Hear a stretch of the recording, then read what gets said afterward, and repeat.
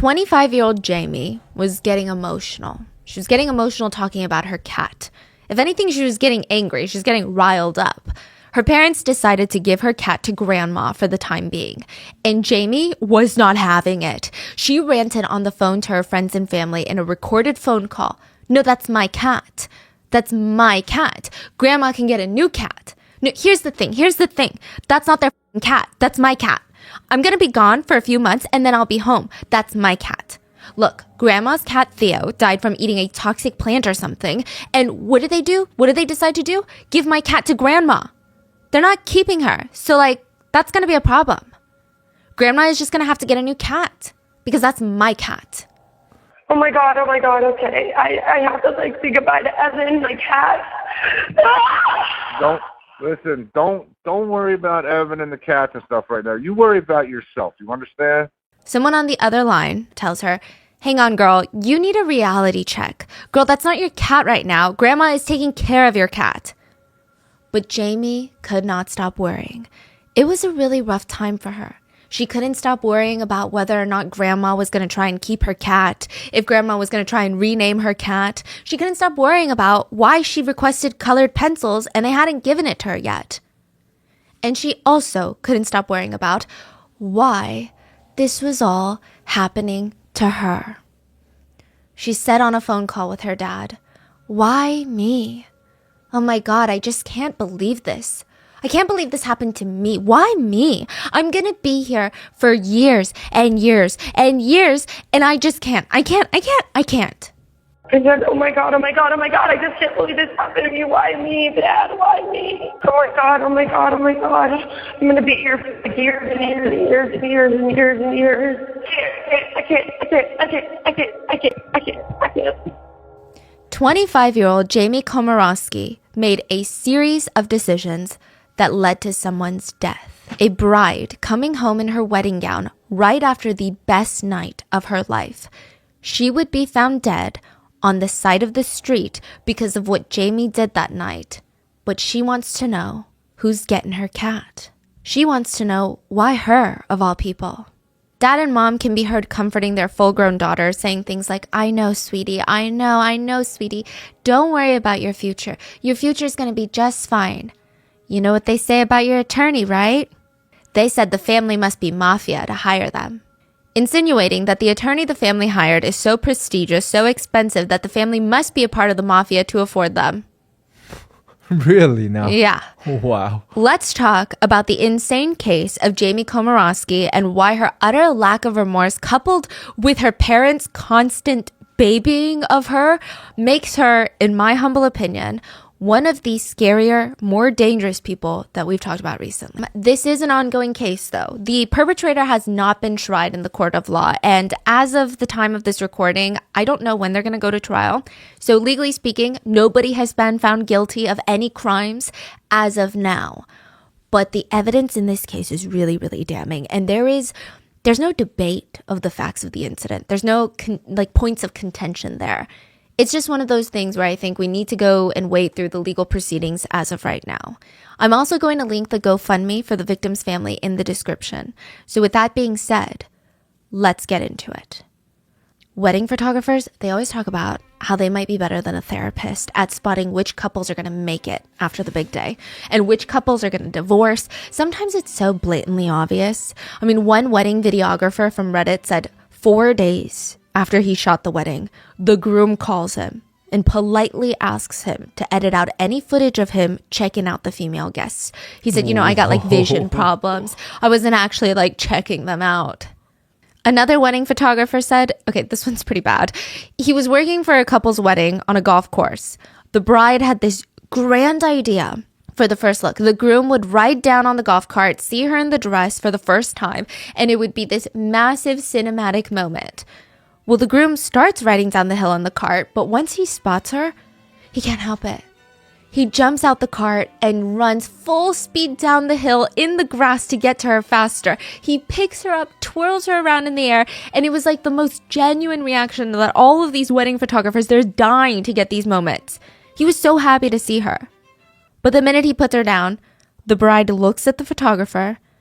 Well, I wanted the golf cart, so let's do it again.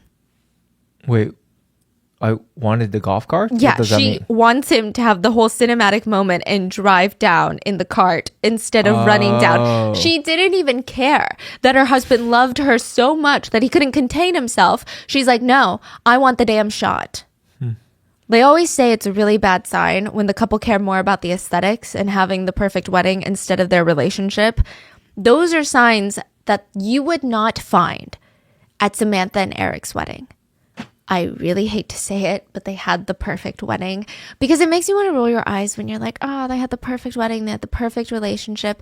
But their idea of the wedding was fun. Like, that's what people said. I mean, I'm sure to a degree they cared about the photos. I'm not going to say, oh, no one cares about wedding photos and wedding aesthetics. Samantha had so much fun picking out the flowers and all the arrangements for the wedding. Their main focus was just on having fun. April 28th of 2023, their wedding was held on Folly Beach in South Carolina. About 100 of their closest friends and family, I mean, some of them lived in the area, some of them flew in to celebrate with the couple, and the whole wedding was a blast. Even the photographers were probably having fun. It did not feel like a job. Samantha's sister Mandy baked the wedding cake, and I feel like the wedding cake is symbolic of if a wedding is fun. It was half pineapple, half coconut. Yeah, it's just what Samantha wanted. And while the wedding itself was stereotypically perfect, I mean, it was on the beach. You've got the salty breeze. You've got the waves crashing in the background. The only thing that all the guests noticed, though, Samantha and Eric are like in their own little world. They cannot keep their eyes off of each other the entire time. If someone dropped a wedding cake, a bottle of red wine on Samantha's wedding dress, and like the DJ's power booth went out, it feels like the couple wouldn't even have been phased. Everyone kind of wanted to roll their eyes and like tell the couple to get a room, but they also knew that love like this wasn't easy to come by. A lot of their friends said, it's a love that you can only dream about. It seemed really pure. It seemed really real. And it feels kind of impossible to find that these days. So the memorable night, it ends with every guest being passed one of those sparklers that you use at the beach. Do you know what I'm talking about? Like the little New Year thing? Yeah, the New Year thing. Okay, so you light one end. It's like a long little matchstick. You light one end and it starts sparkling. It's so pretty in pictures, especially at night, because it creates this like light orb. A lot of people use it during the summer. So every guest would light one up and they created this archway. They would hold it up in the air, created this arch above the couple's head. So they had this aisle to walk out of their wedding ceremony in. And they were going to go and sit in their golf cart that was waiting for them outside. It had a sign on the golf cart, just married. The two were holding hands under the sparklers that are held above their heads. And the couple would be driven back to their Airbnb by two of their family members. So there would be 4 people on this golf cart. And it's going to be the start of their new lives as a couple, as newlyweds. As the golf cart starts driving off, the couple could see everyone waving, waving their sparklers, waving their hands, cheering for the couple. Samantha looked into Eric's eyes and she said, I want this day to last forever. Those would be Samantha's last words to Eric. 20 minutes later, the golf cart would be lying smashed on its side and Samantha Miller would be found dead in her wedding dress. Neighbors said it sounded like an explosion. Not as loud as like a gunshot or a crash, but louder, like an explosion. It was just around 10 p.m., so most of the neighbors, they hadn't fallen asleep yet, and even if they had, it was loud enough to wake everyone up. They start rushing outside to investigate, and they see bodies everywhere. 4 bodies were laying on the road about 100 yards away from a golf cart, all dressed to the nines, suits, tuxedo, wedding gown. It was a nightmare scene. 100 yards. 100 yards, length of a football field. Yeah. Length of a football field? Yes. The bodies were scattered, so not all of them were 100 yards, but they were, yeah. So in the golf cart, there had been 4 people, and I'm sure we're all pretty familiar with what a golf cart looks like, but if you've never been in one, to give you more context, golf carts don't really have real seat belts, and if it does, you're still basically sitting on a seat that's exposed to the air. There's no doors. It's almost like a rudimentary frame of a vehicle. They're often used on golf ranges, obviously, and beaches. Because they're really light. You can get out and in pretty easily since there's no doors. I've even seen them in really high-end resorts and hotels because the back of the golf cart It's kind of like a bench. That bench faces backwards. So resorts will let hotel guests just hop onto the back, be driven to the room, to the main building, things like that. You can just hop back off. You're not facing forward with the driver. You're facing the back. Samantha and Eric were riding in the back, facing the rear end. Samantha's brother Benjamin was in the front driving. Next to him in the front was his 17-year-old son, and we're just going to call him Benny. You can find his real name online, but since he was a minor at the time, we're going to call him Benny. The four, they had been waved off by all these wedding guests. After the couple departed, everyone at the wedding, they start making their way back home. They start making their way back to the hotels, Airbnbs, whatever their accommodations were if they were from out of town. So Lisa Miller, Samantha's mom, and Mandy Jenkins, Samantha's sister, they drove back to their Airbnb, which was all kind of in like the general same area. Samantha and Eric's place was really close to theirs. So they're like, okay, let's just go home and wind down from this really beautiful but really exhausting day. And all of a sudden, they hear sirens. Lots of sirens. Moms just know. I don't know how they know, but they just know when something is wrong with their kid. It's one of those things where I feel like even science probably can't pinpoint how, or they'll say it's just a coincidence. But there have been so many times where mothers get a gut feeling and there is no reasoning other than, this is my baby. I think something happened to my baby. Lisa Miller had that gut feeling. It was so strong. She ran out of her Airbnb without shoes on. They took off down the street to where they could see ambulances and police lights flashing. They were still a little bit far from the scene and they didn't know what was going on yet. But Lisa remembers screaming, Sammy, Sammy, Sammy. And she said it was like this bad Netflix movie unfolding in front of her eyes. This next part is a bit confusing, and I'm not sure if Lisa and Mandy weren't allowed near the scene for, I don't know, a lot of reasons, or if someone instructed them to go to the hospital instead, but they were under the impression that Samantha would be brought into the hospital, and that's where they needed to be right by Samantha's side once she was brought in. I'm kind of glad that they left for the hospital because the scene is really gruesome, to say the least. Now, according to officials, the golf cart that had Benjamin, the brother, his son Benny, and the newlywed couple in the back was completely mangled. It was on its side, and the 4 passengers had all been launched out of the cart. All of them were bleeding. They were fading in and out of consciousness, all but one. Samantha Miller was lying on the ground on her back, still in her wedding dress, without a pulse. Officers tried their best to perform life-saving measures, but ultimately it was too late. Samantha Miller was pronounced deceased at the scene. She was only 34 years old. Looking at the scene, it wasn't difficult for officers to put 2 and 2 together.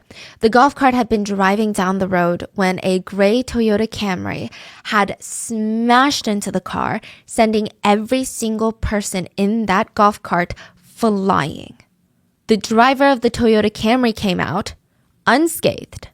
What? 25-year-old Jamie Comerassi stumbled out of the car and she said, "Something hit me. Something hit me." It's said by neighbors and witnesses that she saw people laying on the ground and she started screaming, "Who? What happened?" Just hours ago, Samantha was walking down the aisle. 1 foot in front of the other, she was steady, not just in her walk, but her conviction to marry this man in front of her. She was really happy. Jamie Komorowski also put 1 foot in front of another, but she wasn't as steady. It was a little shaky. And then she almost stumbled. She caught herself, gained control over her balance again, and then tried again. She still had a few more bars to go to that she still wanted to hit up, and all she had to do was get in her car. These are not the exact timeline of events, as I believe that's going to come out during the trial, but I think the parallel of what's going on is very chilling. While Samantha walks down the aisle, looking at all these faces tearing up at her, Jamie got off her shift at the Taco Boy Mexican restaurant and went for an after-work function. She starts drinking. She gets in her car and drives to another bar. While Samantha and Eric cut the cake, Jamie downs another drink at the second bar only to get behind the wheel once more and go to her third location. While Samantha and Eric share their first dance as husband and wife, Jamie was seen by multiple witnesses consuming copious amounts of beer and shots of tequila. She's by herself, just bar hopping? Yeah. Jamie had gone to like 5 different bars that night. People reported seeing Jamie drunk. They said that she was behaving drunk. She was drinking a lot. Yet she still got behind the wheel each and every single time. Eventually, she decided it was time to go home. Except she was probably so drunk, she didn't even realize that she was heading in the opposite direction of her house. Oh. She what? wasn't even supposed to be on the same road that Samantha and Eric were on that night. She didn't even live near them. She's going 65 miles per hour on a 25 mile per hour road called Ashley Avenue. The same road where the newlyweds were traveling, going speed limit. There is footage from a neighborhood ring camera of this street. And you can see that there's a golf cart going pretty slowly. Like you can make it out. You see the headlights. You see all the lights on. It's pretty clear to see. And it's just kind of cruising. Imagine driving down your local neighborhood. You're not going to be speeding it. There could be kids out. There could be stray cats or dogs out. You're not going to be booking it. So you see them at a visibly safe speed on the residential street. And then soon after, you see Jamie's car speeding down the street visibly. It is scary fast. And these two vehicles, they're not going to pass each other. They're going to collide at 65 miles per hour. Sam and Eric were sitting in the open air with their faces to the back of the golf cart. There was a 3,500-pound vehicle coming hurling straight at them. I mean, technically, you can almost see it as... So one is going 25, the other's going 65. You can almost assume the first one's going like standing there and a car just smashed into them at 40 miles an hour. Yeah. Straight in their face. And 3,500 pounds coming at you like that, I mean, that's not going to be 3,500 pounds. It's going to be more like 36,000 pound heavy machinery coming at an unprotected human body directly. That's like the weight of a whale shark. There was someone who put this situation into perspective really, really well. They said that drunk drivers are like missiles. Once they're launching towards you, they're locked in and it's hard to change their direction. Missiles are designed to kill and destroy. If you're drunk and you're operating something that powerful, you basically become in charge of a deadly weapon. But I think the worst part of all this is Jamie's reaction to the whole thing. It's like a double slap in the face to the victim's family. At the scene, Jamie would tell the officers, "I want my boyfriend. I want to go home. I did nothing wrong." So while Samantha Miller was found dead at the scene, the other 3 were rushed to the hospital to be treated for their wounds. The ambulance carrying Samantha would have their lights and sirens turned off. They don't turn on their lights and sirens because it was too late. It didn't matter how quickly Samantha got to the hospital. Wow. She had already passed. Samantha's mom and sister, who were waiting at the hospital, they would find out from Samantha's dad that she passed away at the scene. The other 3, they get sent to the hospital. Eric was in really bad shape. I mean, he was immediately sent into critical care. He was knocked out, like he was not even conscious. It stated that he had open fractures, massive trauma up and down his body. He had broken vertebrae. I believe both of his legs were severely injured, if not altogether broken. He sustained brain injuries. One of his eyes was completely black and purple, and there was blood streaming down his face. He could not even open his eyes.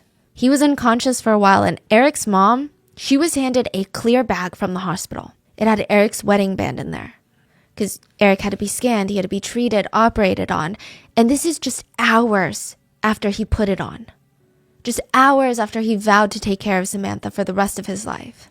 Thankfully, he did wake up, and just as his mom guessed, the first thing that he asked about was, "Where's Samantha? Where's Samantha?" Eric's mom had to tell him that she was gone, that Samantha didn't make it.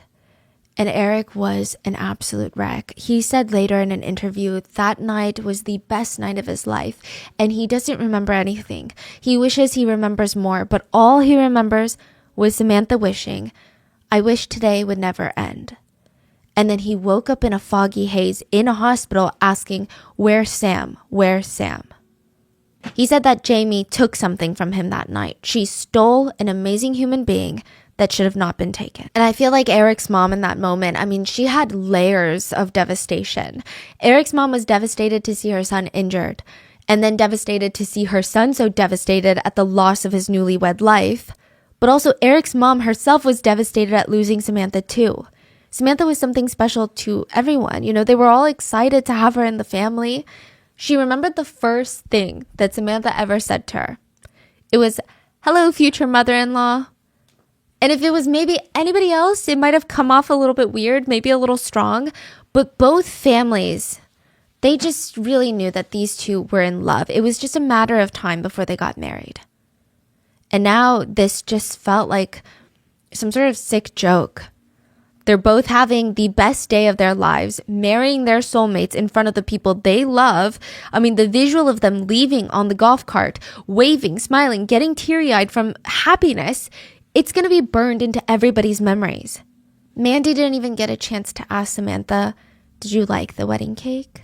Benjamin, Samantha's brother, was also extremely injured. He had separated joints in his hip. He had 2 broken vertebrae in his back. He had severe road rash, which is when you slide across the pavement so quickly and with so much force that your skin is basically shaved off. He had to be sent to the burn unit during his recovery. He had to undergo multiple surgeries to clean out and patch up his injuries. And thankfully, the nephew Benny, he was okay. He only sustained some cuts and bruises along with a concussion, which makes it sound like a concussion isn't bad, but it's really bad. But compared to the other 3 victims, it could have been a lot worse. Eric and Benjamin were in such bad shape that it was originally believed by many that at least one of them wasn't going to make it through the night. Thankfully, they both survived. So while the medical teams are doing everything to help the wounded, officers arrive at the scene and it's pretty obvious that Jamie was messed up. I mean, they could smell the alcohol that just permeated from her skin. It's like a perfume at this point, not even just from her breath. They asked her where she was headed. She said home. Like I said, she was heading in the opposite direction of her home. Why do I feel like she's not heading to home then? Like, yeah. Is she heading to another such bar? a weird thing. Yes. I don't know. That's weird. Did you have anything to drink tonight? No. I had 2 drinks, 1 beer and a drink. What kind of drink? Like a tequila pineapple an hour or so ago, which is just tequila with pineapple juice. Okay, on a scale of 1 through 10, how drunk are you? 1 being completely sober and 10 being the most drunk that you've ever been. 8. After that, whoa. Jamie immediately asks for an attorney. Now, none of this is adding up. If she went to that many bars before the crash, it's hard for me to personally believe that she only had a beer and a tequila pineapple. I mean, maybe she could be super lightweight, but I don't believe it. They didn't do a test right there? She wouldn't let them. Oh. She was driving in the wrong direction. I feel like that's very telling. And that's not to say that she's purposely lying or misleading the police, but if it does come out that she had way more to drink than that, which is what everybody believes and what her BAC levels show, then she could have been so drunk that she didn't even know what was going on when she's responding to these questions. Mm-hmm. Maybe she blacked out and truly didn't remember having so many drinks, which in and of itself is another huge problem. She knew she was drunk, but she also knew that she wanted to go into self-preservation mode and get an attorney and refuse a sobriety test. Yeah. Instead, she asked multiple times if her boyfriend could come. She said she wanted her boyfriend, and there is no mention of her boyfriend being an attorney. And when officers asked why she wanted her boyfriend, she couldn't really say for what. She just refused to complete any of the sobriety tests that they requested. So what do? They try to lift her feet to her arm. Yeah, it's interesting. What does that mean? They try to lift up one of her legs. Uh-huh. In almost a kicking motion, and she's basically a rag doll. If someone does that to you slowly, you're able to balance. Right. You might be like, what are you doing? But you're able to balance, right? Okay. She was basically a rag doll because she immediately lost her footing and nearly fell. Jamie was arrested at the scene. She had to be reminded 3 times of why she was being arrested. And I don't think that this is a situation of Jamie being combative. Why are you arresting me? What authority do you have to arrest me? On what grounds? I don't think that's what it was, but more so, she has no idea what's going on. She's like, why am I getting arrested? Asking? Yeah. Okay. Which honestly, I don't know which one is worse. Once they get her to the police station, officers give Jamie another chance to take a breath test, and she refuses again. She simply asks for her boyfriend and her father. The officers had to get a literal warrant from the judge to force her to get her blood tested. The results came back as 3 times over the legal limit. At levels like that, It was 0.261 for anyone who's into the BAC levels, or if you know what that number exactly means. But typically, levels like this, a lot of people are barely conscious, much less able to operate a vehicle and or heavy machinery. Jamie was also booked under suicide watch because after her arrest, she mentioned that she wanted to off herself. She was charged with 1 count of reckless vehicular homicide, 3 counts of felony DUI with death or great bodily injury. Recently, a lot of my friends and family have been starting small businesses, and they've been seeing all these people online having like a breeze. You know, they sell their art, they sell their designs, their products online, and everyone is just flocking to them. But when they sit down and try to come up with a game plan of how to sell their products, they feel so overwhelmed, like they don't even know where to start. Sometimes it feels like a mountain. I think Shopify is the best starting place. And the best part is Shopify is going to stay with you all the way until you get to that top of that mountain, and they're going to support you the whole way through. You guys tag me in your products. You guys are super talented, whether it's drawings turned into hoodies. I've seen you guys create ceramic mugs. You guys are like one of the most talented bunch I've seen. Shopify can help. Shopify is the commerce platform millions of businesses use worldwide. So whether you're talking about an out of the garage, just getting started with you and your friend, or you're talking about a massive business that you're ready to IPO, Shopify is the only tool that you need to start, run, and grow your business without all of that struggle. Shopify puts you in control of every sales channel. So whether you're selling in person on Shopify's POS system or on Shopify's all-in-one e-commerce platform, you're covered.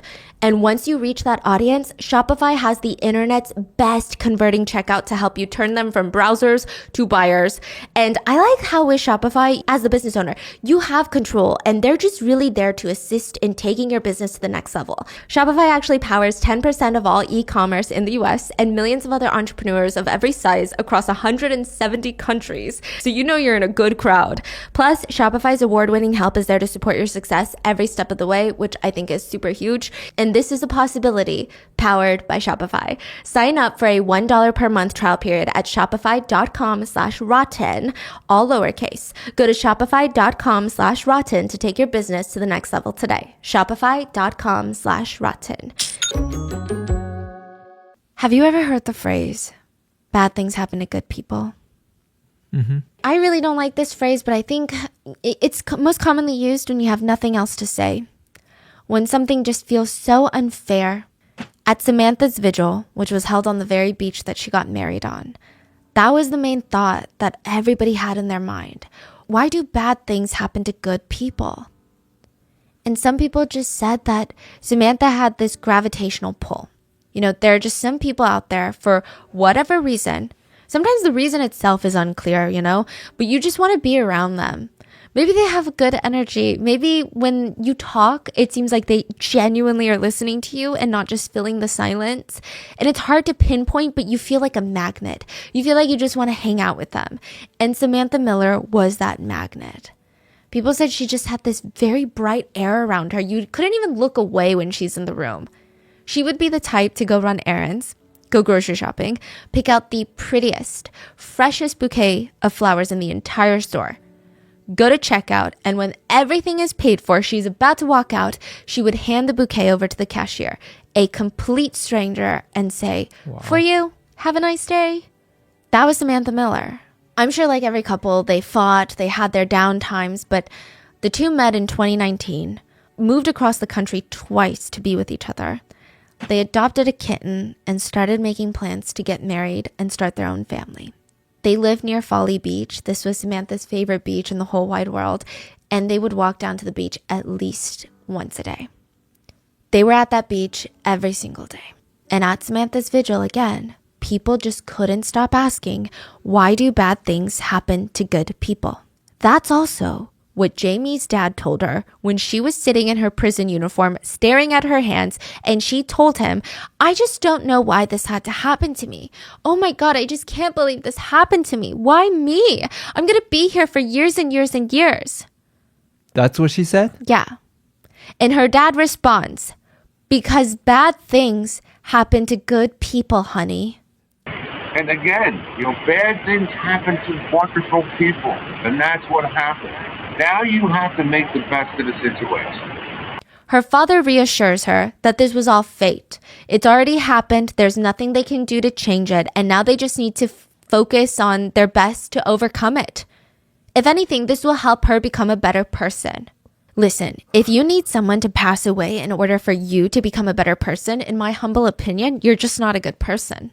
Also, how does bad things happen to good people even apply to Jamie in this situation?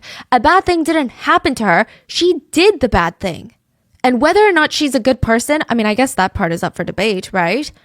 At first, Jamie is responsive. She's listening, nodding her head, listening to her dad. But then she would slip back and remember all the hard, bad things that she was dealing with. They're just chatting in prison? Yeah, FaceTime call, basically. It's like the prison video call system. Oh. Yeah, which is available online to see. So they were chatting and it was recorded. Yeah. And this is everything they said. They had no idea, I'm assuming, that this would be public information. Jamie would have these screaming fits. So I listened to a lot of their phone conversations. She would just have these screaming fits. I'm not sure how to categorize them. And I tried really hard to understand where Jamie is coming from. Just like trying to have a little bit of nuance on both sides. I'm pretty close to Jamie in age. I also struggle with anxiety and depression, which is what Jamie said she struggled with. And I don't have an alcohol addiction problem, but considering all of that, these screaming fits, I truly can't imagine anyone that I have in my life, myself, I can't imagine someone my age throwing these screaming fits. It's like screaming bloody murder. It's not even What angry. is she screaming though? Just like, ah, like screaming. Doing everything we can. Dad, what did We got. And it's odd because her parents' reaction is very, very odd. They just kind of focus on calming her down. The minute she starts screaming, they're almost using this soft, babyish voice with her. It just felt very inappropriate. But the most intriguing call to me was Jamie complaining to her dad on the phone about how much media coverage this case was receiving. Jamie asks him why the media is so involved in the case. just like makes me scared that the media is so involved in it. Why are they so involved in it? Like, he states it's most likely because the story sells. And Jamie gets frustrated and she states, but that's not going to help me. but that's not going to help me. Like, oh my God, it's going to be so bad when I get out. Everybody's going to be so mean to me. Wow. What is that? There's no sense of what happened, but everything is about how does that impact her self-being. Okay, so I saw some clips on TikTok where Jamie sounds a little bit more remorseful when talking to her parents, and she's apologizing to her parents. I'm not exactly sure for what, whether she's apologizing for what she's done, which I don't think is the case, or if she's apologizing for putting her parents in a situation that's this stressful. But I do see some sympathy for Jamie out there, which I think is very interesting to me. I see a lot of people bringing up alcohol addiction. I know someone who struggles with alcohol addiction. And trust me, they're not drunk driving. Alcohol addiction does not equate to drunk driving. It's still a choice that she made. And yeah, alcohol does impair judgment, but it's still a choice that she made, and someone died because of that choice. Anyway, during one call, her dad tells her more information about what happened is coming out. And Jamie, in almost this teenager voice, she's 25. Please keep this in mind. She's 25. She's a full-grown adult. She says, such as your BAC levels, your blood alcohol levels. But that just makes me even more scared of the future and everything. Jamie, your future is going to be fine. Your future is something that we can't do anything about. Your future is going to be okay. We can just work with what we have. Other notable parts of conversations are when Jamie keeps telling her parents or herself, I don't really know, that she's not a threat to society. She's trying to get out on bail. And at one point she says, I'm wondering when the heck I'm going to get my coloring pencils. What is she doing with that? Just She bored? wants to color, yeah. And she also whines, Dad, I'm not a bad person. I'm not a bad person. Her dad softly tells her to quiet down, and she starts screaming that it's all over because her boyfriend and her cat will be gone when she gets out. And she screams, oh my God, I'm going to be here for years and years and years and years, and this is just a terrible, terrible accident. I still don't understand why this had to happen to me. I just don't understand. Her dad tells her, baby, terrible things happen to good people. It's just what happens. Listen to me. It's not terrible. It's really f***ing terrible. To which Jamie starts screaming, okay, Dad, I know that. Her dad tries to calm her down and says, but it's going to be hard. It's not going to be easy. We have today. We have tomorrow. We don't worry about yesterday. Okay, Dad. I mean, it was a golf cart. Like, golf carts shouldn't be allowed on the freaking road. Whoa. Why me? Why me? Why me of all people? Why me? I don't understand. Like, this could have happened to so many other people. And it was a golf cart. I know, honey. We know, honey, okay? Golf carts shouldn't even be allowed on the freaking road. I said, this could happen to anyone. Like, why me? Like, why me of all people? Why me? I don't understand. Like, this could have happened to so many other people. In another part, Jamie asks her parents, what I'm saying is, what I'm just wondering is, like, so, like, are you and Mom going to pick me up when I get bail? I'm just excited to get some answers. Another clip is Jamie saying, I'm not a bad person. And like, it could have happened to anyone. It was just a freak accident. It's not like I'm going out and shooting people on purpose. It was an accident. I don't think I'll be going to like prison or anything. She does not believe that she's going to prison. Her mom in a soft voice just goes, that's great, baby. That's great. And I'm just, when all of this is done, and I can just be happy. It said that Jamie also constantly complained about her living situation in the detention center, which I always think is very fascinating when people do this, okay? Obviously, if you're being abused, tortured, assaulted, or any sort of that against your human rights, that's not what I'm talking about. That is a legitimate complaint. But when people like Jamie complain about things such as not having control over the TV remote, not being given a yoga mat to do crunches, it's kind of a situation where I wonder, where was the common sense? It's a detention center. It's not the Four Seasons. It's pretty expected that you're not going to have control over what you can consume and what you can't in terms of entertainment. It's not there's no concierge. You're not going to get a yoga mat. She also allegedly complained about being unsatisfied with the food options. She didn't like the hot dogs or the meatballs or the bread. A lot of people said compared to real prison food, this is good stuff. At one point, she said she was given 2 hot dogs with no buns or condiments. And it was, and I quote, so bad, it's so bad. So Jamie is in her cell crying, not about what she did, but crying about her life and how shitty it was and why this all had to happen to her. That's crazy because it just seems like she has no idea of what's going on. She doesn't even know how bad she fucked up and what's about to come. Yeah. Is the feeling, right? Like she's about to get some real reality check. Yeah. If this keeps going on, right? And she's in a detention center right now. Just wait till prison. It's going to be crazy for her. Yeah, on the bright side, there were a few things that she liked about the detention center. The cookies. She said this about the cookies that they gave out during snack time. She said, these cookies that they give you at this jail, I'm going to start buying them when I come home. I'm not kidding. She says, I'm not kidding. Oh, and she really likes their soap. She talks about their soap. She really likes the soap in jail. Okay, I mean, it's so clear to me what's wrong here. Even Jamie's actions in the beginning of this case sound to me, it's just someone who is waiting for someone to come clean up her mess. And then when she was arrested, she asked for her boyfriend and her dad. I mean, asking for an attorney, I'm always a supporter of that, but it's just, it feels to me, she thinks that someone is just going to come and save the day. And that's maybe what they always do. This is why I'm a firm believer in letting people learn the idea of consequences when they're kids, because the consequences typically don't involve other people and don't involve people's lives when they're young. But I feel when parents constantly teach their kids that they're going to be saved and they're not going to have consequences and that they're the most important person in the room, you get someone like Jamie. I'm not saying that her parents should just abandon her, and I'm not saying that her parents aren't also negatively impacted and saddened by this. But listen to the conversation. At one point, Jamie apologizes to her parents. And like I said, I don't know if she's apologizing for her actions or for the situation that her family is in. It's unclear. But her dad literally tells her, listen, Jamie, you don't need to be sorry. There's nothing to be sorry about. It was a tragic accident. You didn't do anything on purpose. I'm so sorry.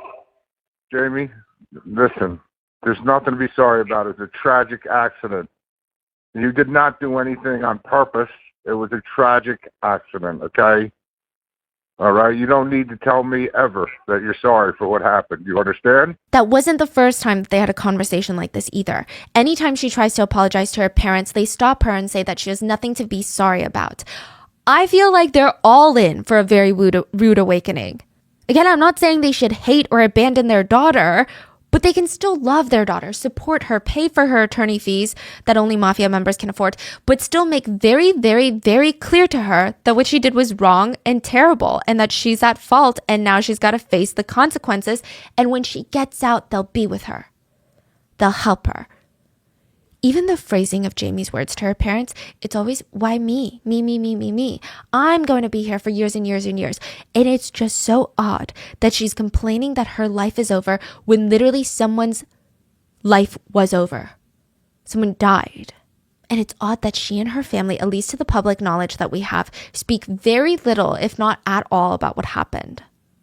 It's all about Jamie and what's going on with Jamie and Jamie's cat and Jamie's boyfriend. And oh my God, everyone's going to be so mean to her because the media keeps talking about it. There are no mentions that I could find of any of the remaining victims or their families. We don't really know too much about Jamie. I mean, no one's really come forward to talk about her character or if she was a great person or not. Not saying that there's no people that can do that, but just not many other than her family that have come out to talk about her. So all we have are her records and these phone conversations. And they paint a pretty damning picture. Jamie grew up in Jersey. Allegedly, her dad is a very successful multi-millionaire businessman. Eventually, she would move to South Carolina to attend college. And after graduating, she starts working at this local Mexican restaurant called the Taco Boy. All we could really find about her personal life comes from her Instagram, which again is not a good or very accurate depiction of one's personal life, but it does seem that she does enjoy a good party, which is not abnormal for a recent college graduate, but there are quite a bit of photos of her with alcohol in them, in her hand or either alluding to alcohol. But one picture that has gone a little bit more viral is from her Instagram from 2015. She's sitting in the car, in the driver's side, and the caption just reads, "You gotta trust your instincts and let go of regret."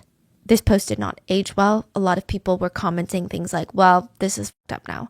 Others pointed out, let's not do that. The other only personal thing that we know is Jamie was seeking treatment for anxiety and depression before the crash. Again, this does not make you make the decision to drink and drive. So it's apparent that she is having some sort of trouble, some sort of struggle in her life. Her parents even acknowledged that she had addiction issues when it came to alcohol, and they wanted her to seek treatment and rehab. But this wasn't even Jamie's first driving violation. There are some rumors that she had previous DUIs. They weren't DUIs. They were just traffic violations, moving violations. Prior to the crash, Jamie had 4 traffic violations. And again, she's only 25, so that's a lot. From 2018 to 2019, she received 3 speeding violations. And then on April 5th, 2023, just weeks before Samantha was killed, she pled guilty to failure to use a turn or stop signal. There is another detail from Jamie. It's more so from her family's past that gets brought up a lot in correlation with this case.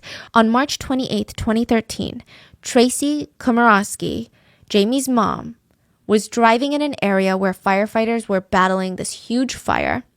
Jeffrey Schurer was a firefighter trying to put out that said fire. He was partly in the street when he was hit by Tracy's car. Wait. He was where? Partly on the street. He was standing there? Yeah, while he was hosing down a fire. What? Now, this was definitely an accident. Tracy was not drunk. It was proven that there were lots of smoke and poor lighting, so Jeffrey was almost impossible to see. No one is really questioning that part.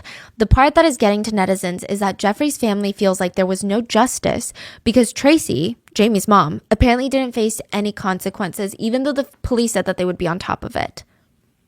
So just like in Jamie's case, a lawsuit was made against Tracy saying she was negligent enough to not slow down, knowing that there was a lot of firefighter activity in the area.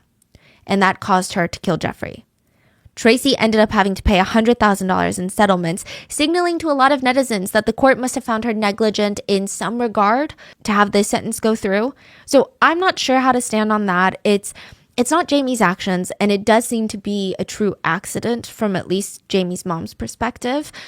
But netizens speculate that maybe the family has such a nonchalant attitude to Jamie's case because they've already been through something like this, and they've paid $100,000 and they were fine.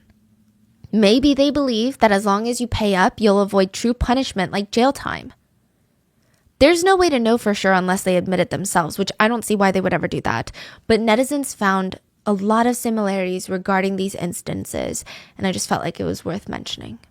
3 months after her arrest, Jamie's bond hearing comes up, and she tells the judges that she's not a flight risk, nor would she be a threat to others. Samantha's family were also there to appeal to the judge. Samantha's father said, "Bonds are meant for people to spend time with their family, right?" He's pointing out that it's ironic considering he will never have that luxury again. He will never be able to see Samantha ever again. He's saying if and when Jamie serves her time, she will still have the opportunity to spend the rest of her life with her family afterwards. Samantha's father also states that Jamie is a danger to society, and he questions what's going to happen if Jamie starts drinking again. How many people are going to get hurt then? Samantha's other brother, Nathan Miller, told the judge that Jamie's actions of driving down a narrow residential street while drunk at night at that speed is so careless that there almost had to have been an intention to hurt someone.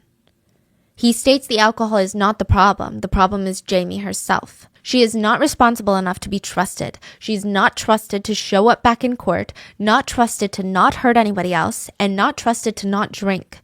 They bring up the fact that Jamie had prior court dates that she did not attend for previous traffic violations, which proves that she cannot be trusted to show up in court if she gets out on bail. Samantha's siblings stated that if Jamie is released, the next victim could just as easily be anybody else's loved ones in that very courtroom. Lisa, Samantha's mom, said, "She didn't just kill my daughter. She killed all of us." On Jamie's side, her father stood up to speak.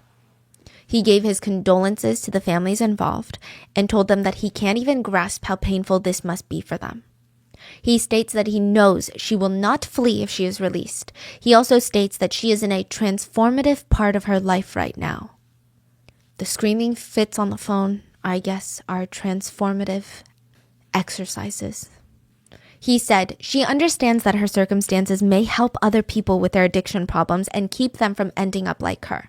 If she is released, they plan to directly put her in a recovery center for a period of time determined either by the judge or for as long as the workers at the center seem fit. Their attorney also got an addiction specialist to speak on how they've seen people in these situations before battling addictions and have overcome it and become better people, and that she has hope for Jamie to do the same. Here's my thing. I was on Reddit, and a lot of people who do struggle with addiction are really offended by how this case is being presented by Jamie's side. They're using addiction as their fighting point. And they're making it about all people with addiction. Addiction is a crisis that is affecting so many lives. But no, the problem is not addiction. It is a problem, but this is not the case's problem. It's still drunk driving. Yeah. So it's just, it feels really gross to people that are battling their own struggles right now. Yeah, they're trying to make addiction the villain rather than her. Yes. Yeah. And it's like, well, no, you... But then that also just shows more of her disregarding her behavior. Like, yeah. She's still not acknowledging what she did was what caused this. Yeah. So that makes it even worse. And I think without these phone calls, I think people would have been a bit more sympathetic of, okay, maybe this truly is addiction. She made a horrendous choice that nobody should ever make. Maybe she can try to grow. But these phone calls show she doesn't want to. That's my opinion. She doesn't want to. So part of the leaked phone calls that Jamie had with her father, and okay, well, the phone calls weren't necessarily leaked. There's an FOIA that was filed by media outlets. It's a Freedom of Information Act. Media outlets requested voice and video calls between the Komorowski family be released to the public. Yeah. Which is a thing because all video and phone calls in jail that are not with your attorney are recorded, and they are technically can be public information. There's one part in the phone call where her dad tells her that if she gets out on bail, she will need to go to rehab. She's nodding, but her eyes seem so over it. She looks like a teenager being told to clean her room. She responds very enthusiastically, okay. How long is that? 4 to 6 weeks. She rolls her eyes. I'm talking bug eye roll. Like not even a small, light, quick one. I'm talking full, like, ugh. From there to go to alcohol rehab. Okay? Okay. That's part of it. Right? How long is that? 4 to 6 weeks. All right. Well, listen. If it helps the case, then I'll do it. Might help you a little too. Sure.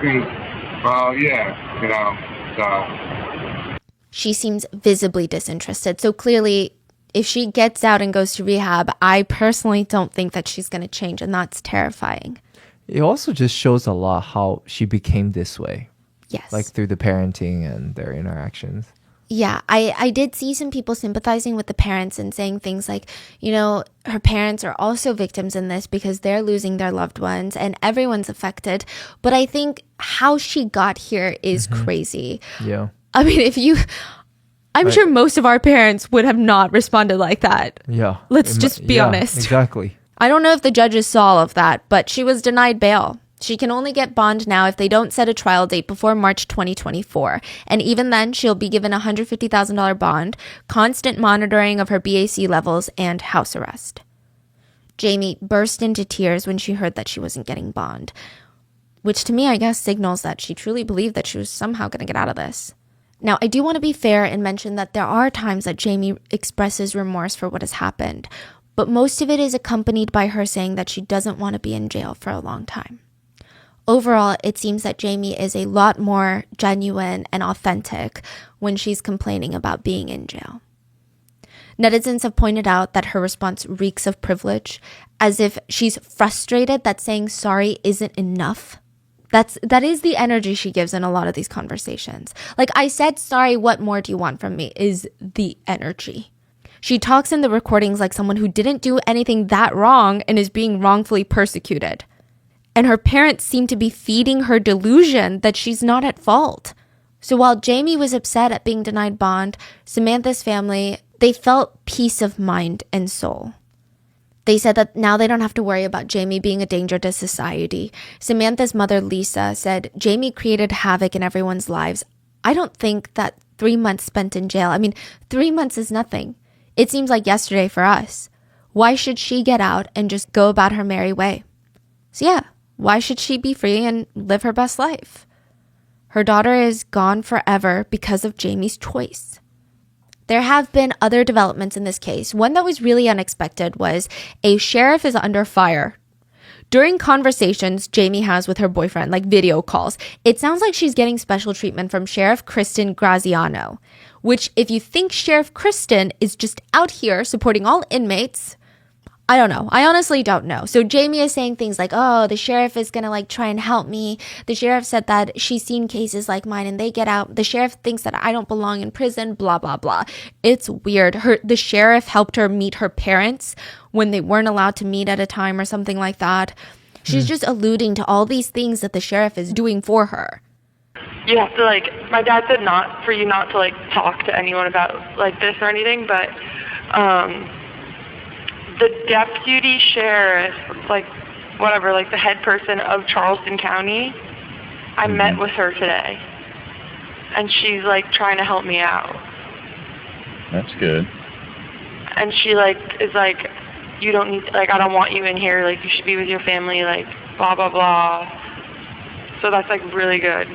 Now, Sheriff Kristen, her previous scandal that I could find about her was she was under fire by a local congresswoman for, quote, troubling and tragic deaths of inmates the moment that she took office. So after the sheriff got into office, a bunch of inmates had some troubling and tragic deaths while they were being held. Tragic death? Yeah. Okay. Yeah. So Sheriff Kristen responded that these deaths happened at the hands of the county's contracted medical provider and not her. She claims that these were also some concerns that she had been trying to share with her superiors, but she was constantly ignored. So this was like a mini scandal for Sheriff Kristen, right?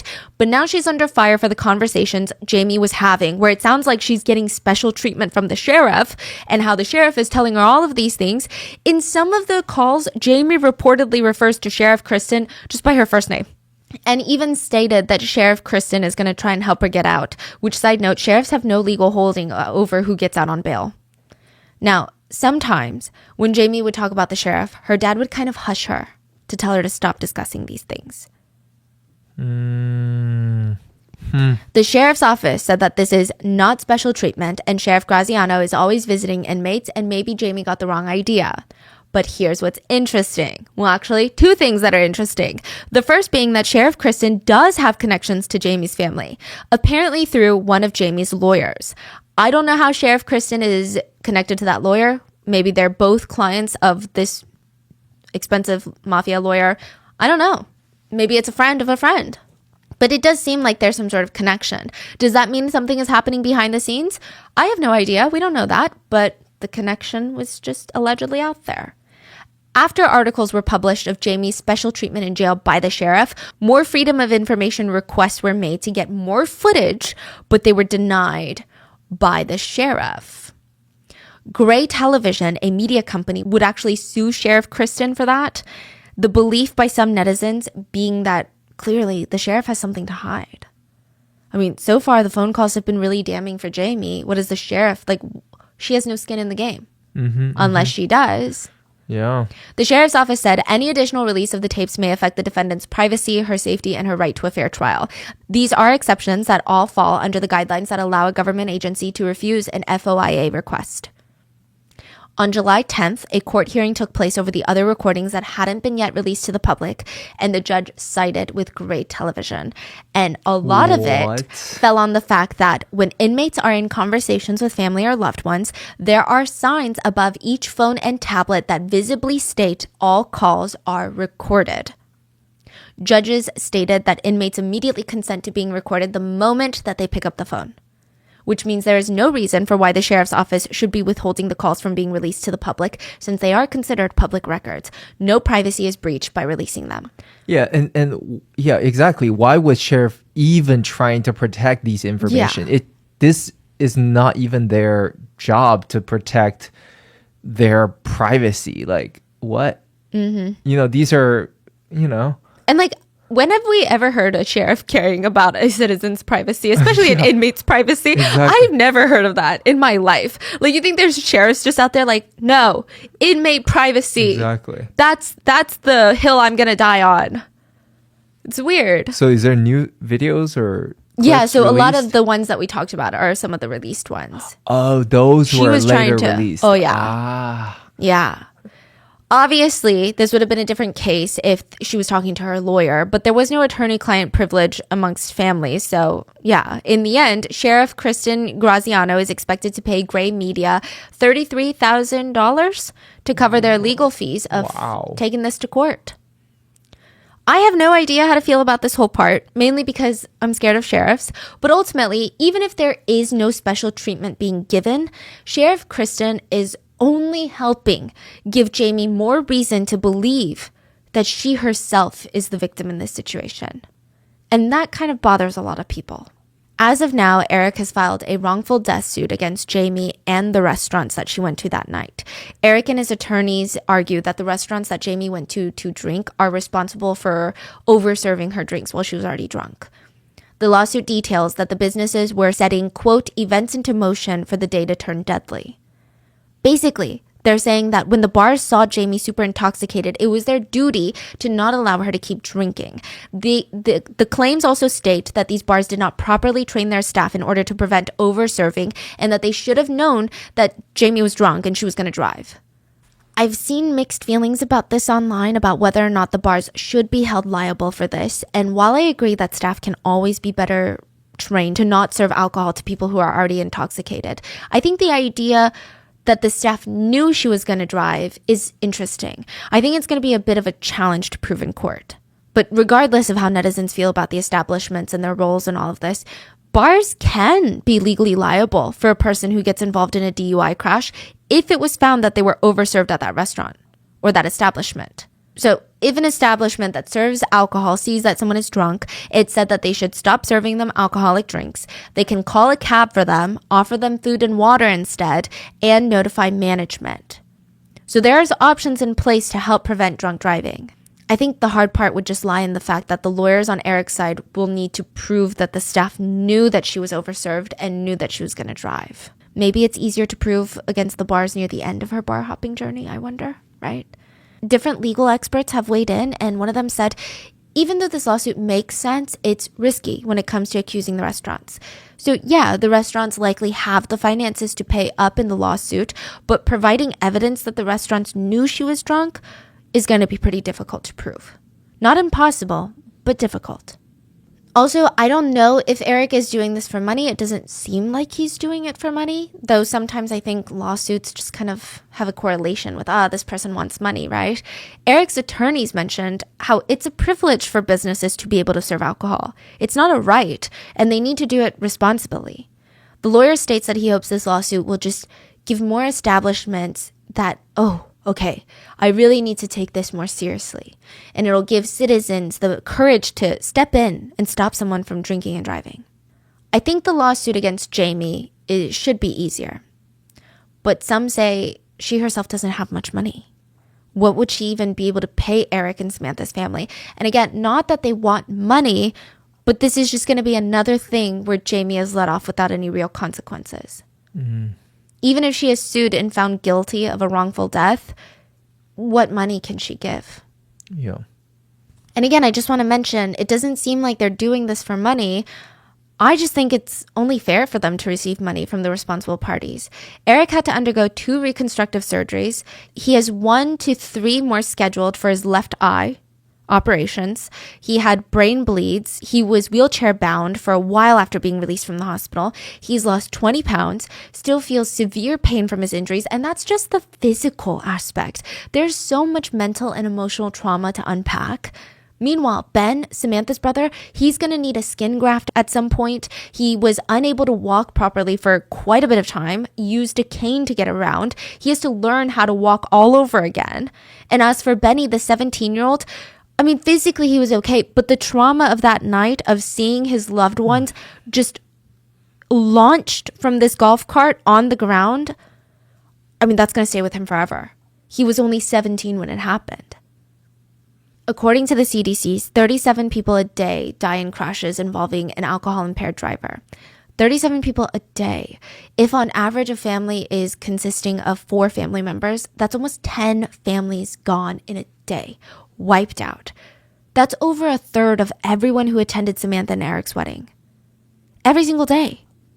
In 1 year, around 10,000 Americans, so not on a global scale, just in America, are killed by drunk drivers. So it's just something to think about. And we are also waiting to see how the trial plays out and what happens to Jamie. I mean, I just hope that this is another reminder, don't drink and drive. But other than that, try and end it on like a lighter note. Folly Beach has this iconic boat called the Folly Boat. And visitors and residents, they'll paint it with new messages. Sometimes it's by season, sometimes it's by month or by events. And the boat now reads, Sam and Eric forever. And there is this beautiful drawing of a palm tree right next to it. Wow. And that is the end of today's case. Please let me know if you guys want me to stay tuned for any updates on this one. I don't know. The whole thing is just so infuriating. Just if you listen to all of what Jamie said in prison, it's really hard to even try and feel like, maybe people change. I'm also going to be listing Lisa Miller's GoFundMe in the description, so please go check that out. And I will see you guys on Sunday for the mini-sode. Stay safe. Bye.